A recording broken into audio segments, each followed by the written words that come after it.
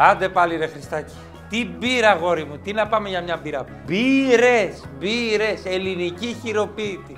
Greek Beer Festival, άντε να στα ξαναπώ. 28, 29, 30 Μαρτίου στο παλιό αμαξοστάσιο ή στον Γκάζ. Τα πάντα όλα θα έχει εκεί πέρα.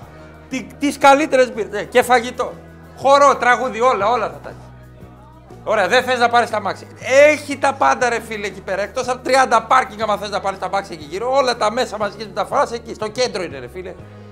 Εισιτήρια μόρ. Δεν έχει κωδικό. Θα πάρουμε στην είσοδο να δω ποια άλλη δικαιολογία θα βρεις για να με αποφύγεις ρε φιλαράκι. Τι τους λέω ρε φιλαράκι, τους λέω κορυφαία πράγματα, κορυφαία ελληνική χειροποίητη μπύρα. Πρόσεξε, 28, 29, 30 Μαρτίου στο Γκάζ.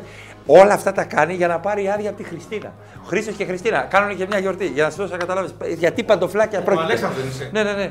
Σε ψάχνει η γυναίκα σου έξω νομίζω. Εμένα. Ναι. Αγάπη μου, Greek Beer Festival, αυτό έλεγα.